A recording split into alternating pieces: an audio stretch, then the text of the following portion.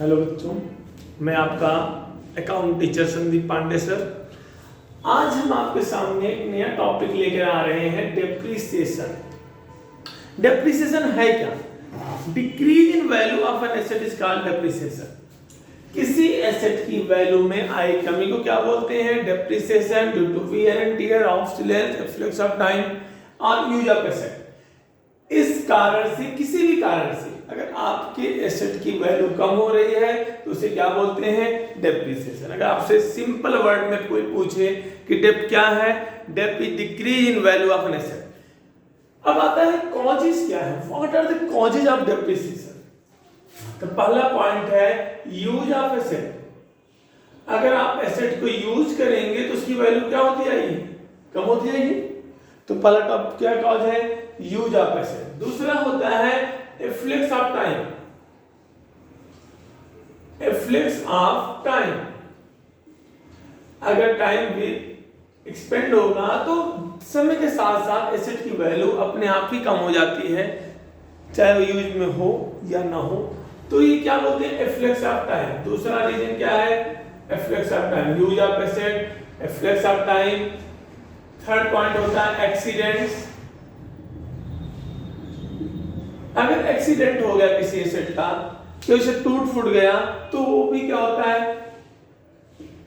Depreciation. उसकी value कम हो रही है, इसे क्या बोलेंगे? डेप्रिसिएशन। अब आता है ऑब्जेक्टिव्स क्या है। पहला ऑब्जेक्टिव क्या है? To find out correct profit and loss. Correct profit and loss. अगर आपको सही प्रॉफिट एंड लॉस जानना है तो आपको डेप चार्ज करना पड़ेगा। विदाउट चार्जिंग डेप आपका प्रॉफिट सही नहीं होगा। जैसे आपका प्रॉफिट है 40,000 और आपने इस पर डेप नहीं माइनस किया है, तो डेप तो आपका एक्सपेंस है ना। अगर नहीं शो कर रहे हो तो प्रॉफिट 40,000 है, लेकिन अगर डेप माइनस कर रखे हो तो प्रॉफिट कितना है? 38। मतलब अगर हमने डेप नहीं चार्ज किया तो प्रॉफिट हमारा ज्यादा शो होगा, ये सही प्रॉफिट शो नहीं करेगा। दूसरा, to ascertain correct financial position. Correct financial position. अगर आपको अपनी एसेट की सही वैल्यू जाननी है, अपना सही फाइनेंशियल पोजीशन डिसाइड करना है, तो भी डेप लगाना पड़ेगा। सपोज करो आपने मशीनरी को 60,000 में परचेज किया था, तो आफ्टर 3 इयर्स अब भी आप उसको 60,000 ही शो कर रहे हो, तो क्या ये सही वैल्यू है? नहीं। हमारी मशीनरी की वैल्यू मान लो 10,000 कम हुई है 3 साल में, तो हमारी एक्चुअल वैल्यू कितनी है? 50,000, बट हमने शो कितना किया? 60,000। तो हमारा क्या रहा है? क्या कर रहा है? सही फाइनेंशियल पोजीशन शो नहीं कर रहा है। तो अगर हम डेप चार्ज नहीं करेंगे तो हमारा सही फाइनेंशियल पोजीशन शो नहीं होगा। तीसरा, टू अवॉइड टैक्स। अगर हम डेप नहीं चार्ज करेंगे तो हमारा प्रॉफिट क्या होगा? ज्यादा से होगा। ज्यादा प्रॉफिट से होगा तो हमें टैक्स भी क्या देना पड़ेगा? ज्यादा देना पड़ेगा। फोर्थ होता है to provide fund for replacement. To provide fund for replacement. अगर आपको डेप नहीं चार्ज करेंगे तो आप अपने फंड के लिए, अपने नई मशीनरी के लिए फंड अरेंज नहीं कर पाएंगे। फिफ्थ पॉइंट आता है to with legal provision, to comply with legal provisions. It is also mandatory to charge dep. तो हमें डेप चार्ज करना क्या है? जरूरी भी है। तो ये one of the major objectives है। तो मैंने क्या बोला? कॉजेस क्या है? Use of asset, reflex of time, accident. Objectives क्या है? To find out correct profit and loss, to ascertain correct financial position, to avoid tax, to provide fund for replacement, to comply with legal provisions. Next point आता है हमारे पास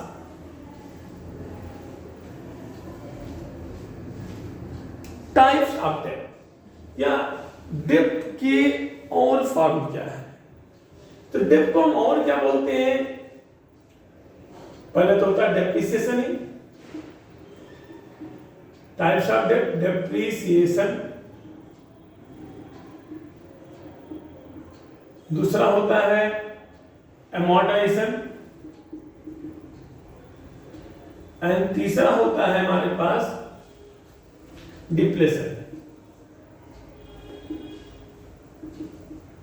तो depreciation charge होता है हमारा tangible asset पर। किस पर चार्ज होता है? Tangible assets like building, machinery, furniture etcetera. But amortisation लगता है इनटेंजिबल एसेट्स पर। किस पर लगता है ये? Intangible assets. तो इनटेंजिबल एसेट्स क्या है? अगर हम इंटेंजिबल एसेट को राइट ऑफ कर रहे हैं तो उसे क्या बोलते हैं? Amortisation. Like goodwill, patents,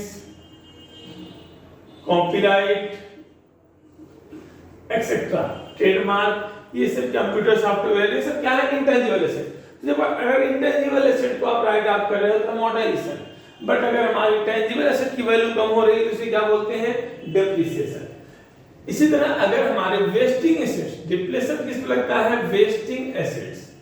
wasting assets की वैल्यू कम हो रही है तो इसे क्या बोलते हैं? डिप्लेशन। अगर हमारे टेंजिबल एसेट की वैल्यू कम हो रही है तो डिप्रेशन, इंटेंजिबल की वैल्यू कम हो रही है राइट ऑफ कर रहे हो तो अमोर्टाइजेशन, लेकिन अगर वेस्टिंग एसेट्स कम हो रहे हैं तो डिप्रेशन। तो डिप्रेशन किस पर लगता है? ऑयल वेल्स, तेल के कुओं पर, कोल माइंस मतलब कोयले की खदानों पर, गैस के भंडारों पर, यहां पर क्या होते हैं? डिप्रेशन लगता है। These are wasting assets. तो आपके क्वेश्चन यहां से भी बनते हैं, ऑब्जेक्टिव से भी बनते हैं, एंड कॉजेस से भी बनते हैं। नेक्स्ट पॉइंट आता है मेथड्स ऑफ चार्जिंग डेप्थ। ये डेप्थ के मेथड थे, अब क्या है? Method of charging depth. तो दो मेथड हमारे पास चार्जिंग डेप्थ के हमारे पढ़ना पड़ता है। वैसे मेथड तो कई हैं, लेकिन हमारे कोर्स में अभी दो ही मेथड हमें पढ़ना पड़ता है। दोनों का नाम क्या है? Straight line method, straight line method, और दूसरा क्या है? WDV method.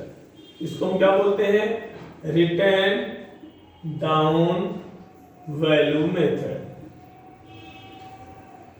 या जिसको और क्या बोलते हैं हम? Diminishing balance method. Diminishing balance method. Straight line के और क्या नाम है? इसके भी और नाम है हमारे पास। क्या है? Original cost method, original cost method, या और क्या नाम है? Fixed instalment method, fixed instalment method. इसके तीन नाम है, इसके भी दो नाम है। तो हम देखें कि ये नाम क्यों है। क्योंकि पहला पॉइंट है ओरिजिनल कॉस्ट मेथड। तो ओरिजिनल कॉस्ट मेथड क्यों नाम पड़ा? क्योंकि हम एसेट को का जो डेप्थ लगाते हैं, एसेट पर डेप्थ लगाएंगे और किस वैल्यू पर लगाएंगे? ओरिजिनल वैल्यू पर लगाते हैं। तो इसलिए हम इसको क्या बोलते हैं? Original cost method.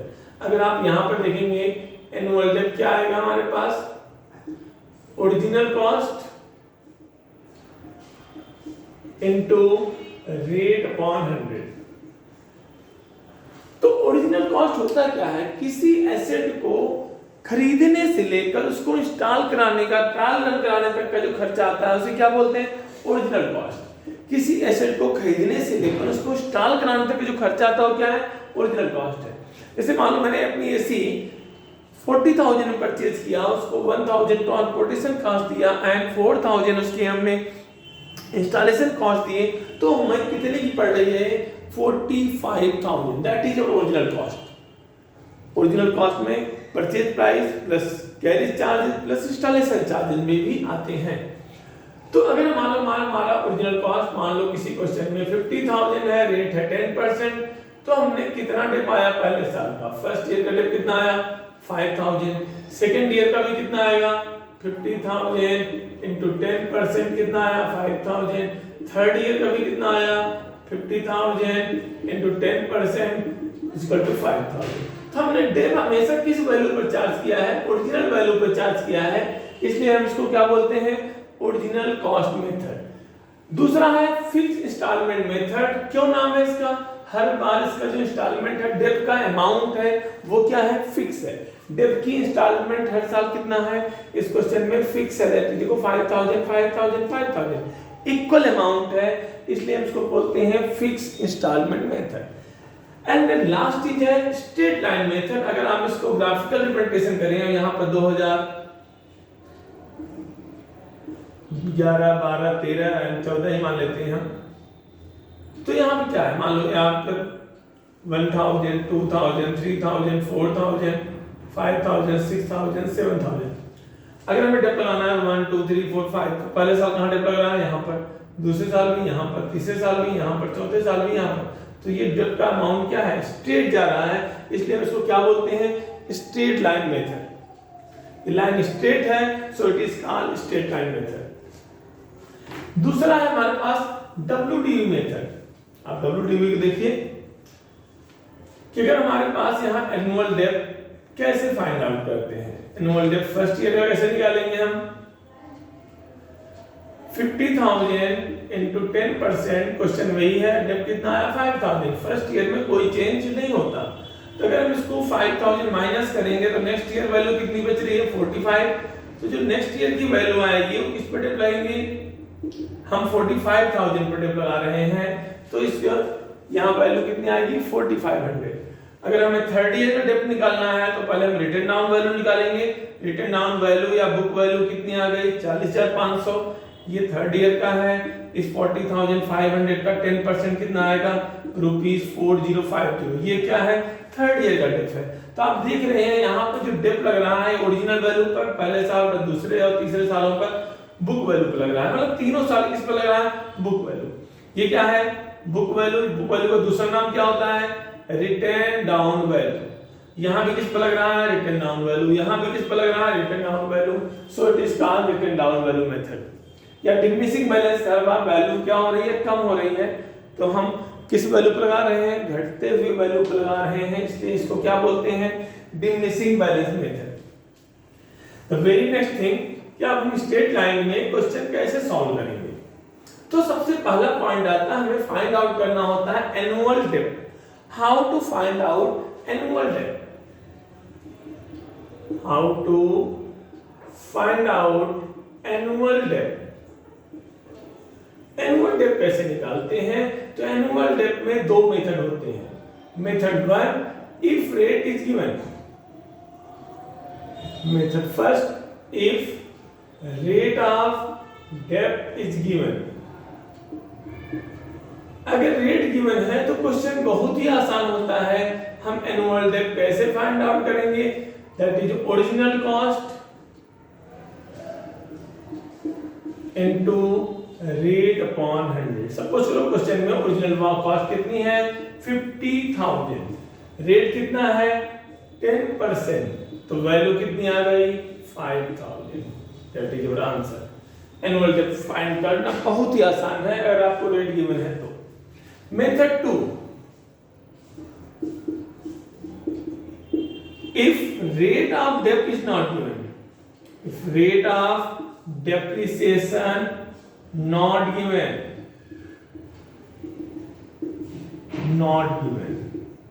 नॉट पर फोकस करिए। नॉट गिवन है तो यहाँ एनुअल डेप्थ कैसे फाइंड आउट करेंगे? एनुअल डेप्थ कैसे निकालेंगे? Annual depth is equal to original cost minus scrap value upon estimated life या number of years, number of estimated life. अब पहला पॉइंट आता है ओरिजिनल कॉस्ट क्या होता है? मैंने पहले बता रखा है, मशीनरी को परचेज से लेकर उसको इंस्टॉल कराने तक का सारा खर्चा क्या होता है? Original cost. स्क्रैप वैल्यू क्या है? Resale value is called scrap value. इसकी सेकंड प्राइस या रीसेल प्राइस क्या बोलते हैं इसको? Scrap value. अगर 3 इयर्स बाद ये कितने में बिक सकती है, इसे क्या बोलेंगे? Scrap value. 4 इयर्स बाद कितने साल बिक सकती है, इसे क्या बोलते हैं? Scrap value. ये मैं 3 इयर्स 4 ईयर 5 ईयर बोल रहा हूं, यही क्या है इसकी एस्टिमेटेड लाइफ। तो हम एनुअल डेप्थ कैसे फाइंड आउट करेंगे? तो ये डिपेंड करता है original cost minus scrap value upon estimated life. तो स्क्रैप वैल्यू का मैंने कहा और भी क्या नाम हो सकते हैं, स्क्रैप वैल्यू को भी देखते हैं। तो स्क्रैप वैल्यू क्या का दूसरा नाम क्या है, साल्वेज वैल्यू, साल्वेज वैल्यू या रेसिडुअल वैल्यू। दूसरा और नाम क्या है, रेसिडुअल या साल्वेज वैल्यू। अब दूसरा क्वेश्चन आता है कि हम एनुअल डेप्थ कैसे फाइंड आउट कर सकते हैं इस मेथड से। तो एनुअल डेप्थ कैसे फाइंड आउट करेंगे, अगर हमारा क्वेश्चन यही है कि हमारे पास ओरिजिनल कॉस्ट कितना है, क्वेश्चन क्या है हमारे पास ओरिजिनल कॉस्ट कितना है 50,000, स्क्रैप वैल्यू कितना है 5,000 एंड एस्टिमेटेड लाइफ कितनी है 9 इयर्स। ये हमारा क्वेश्चन हो गया।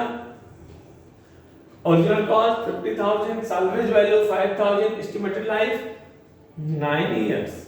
तो हम ओरिजिनल कॉस्ट की तरफ देखेंगे। ओरिजिनल कॉस्ट कितनी है 50,000, स्क्रैप वैल्यू कितना है 5,000, एस्टिमेटेड लाइफ कितना है 9 इयर्स।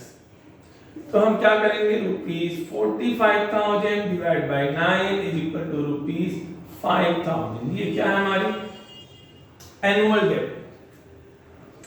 लेकिन मान लो आपको रेट ऑफ डेप्थ भी निकालना है, तो हम क्या करेंगे, मैं थोड़ा क्वेश्चन को यहाँ पर इसको मिटाएंगे और फिर क्वेश्चन लिखेंगे कि अगर हमें रेट भी निकालना है तो क्या करेंगे। अगर हमने एनुअल डेप्थ फाइंड आउट कर लिया मेथड 2 में, तो हम रेट ऑफ डेप्थ निकालना बहुत ही आसान होता है। Rate of depreciation is equal to annual depth upon original cost into 100। अब आप इस क्वेश्चन को फोकस करें तो हमारे पास एनुअल डेप्थ फाइंड आउट कर लिया हमने कितना 5,000 एंड हमारे पास ओरिजिनल कॉस्ट है 50,000 इनटू 100 करेंगे। यहाँ पर 30 हटाएंगे, 10 से 10 हटाएंगे, 5 से 5 को कैंसिल करेंगे। आंसर कितना आ गया हमारे पास 10%। तो मैंने आपको आज कुछ चीजें समझाई कि ऑब्जेक्टिव्स क्या है, एडवांटेज क्या है, कॉजेस क्या है, डेप्रिसिएशन क्या है, टाइप्स ऑफ डेप्थ क्या है, मेथड ऑफ चार्जिंग डेप्थ क्या है। उसमें मैंने आपको स्ट्रेट लाइन में अगर रेट दे रखा है तो कैसे निकालते हैं, क्या रेट नहीं दे रखा है तो कैसे सॉल्व करते हैं। इसके बाद हमारे बड़े क्वेश्चन स्टार्ट होंगे। जरूर हमारे वीडियो को देखते रहिए, सब्सक्राइब करिए और अगर आपको कुछ चेंजेस चाहिए, कुछ नए टॉपिक पढ़ने आए तो जरूर कमेंट करिए और आप साथ में ये भी बताइए कि हमारी वीडियो आपको कैसी लगी।